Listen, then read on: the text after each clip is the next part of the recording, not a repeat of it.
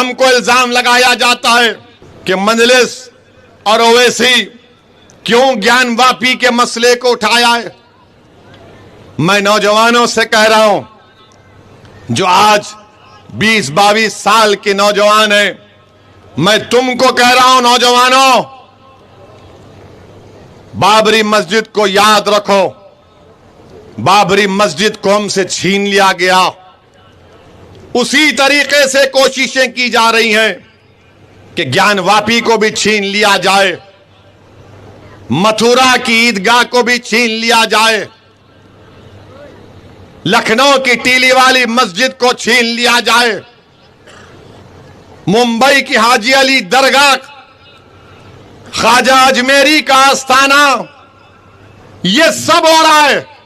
जो मुझ पर आज उंगलियां उठा रहे हैं, बोलो तुम क्यों नहीं बोलते इन बातों को, तो कांग्रेस पार्टी बोलेगी अगर हम बोलेंगे तो हमको हिंदू भाइयों बहनों का वोट नहीं मिलेगा, तो तुम मेरी बर्बादी को बर्दाश्त करोगे।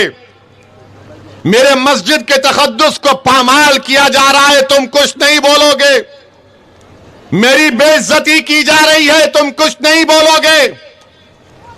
मगर जब चुनाव आएगा तो मुसलमानों से कहा जाएगा सेकुलरिज्म के नाम पर वोट दे दो, डराया जाएगा। मगर हम बीजेपी से भी कहना चाह रहे हैं, आरएसएस से भी कहना चाह रहे हैं, हम एक बाबरी मस्जिद को खो चुके हैं, अब दूसरी मस्जिद को हरगिज नहीं खोने देंगे इंशाअल्लाह ताला। हम नहीं खोएंगे, क्योंकि पार्लियामेंट का कानून है कि जो 15 अगस्त 47 को जो मंदिर मस्जिद थी वही रहेगी।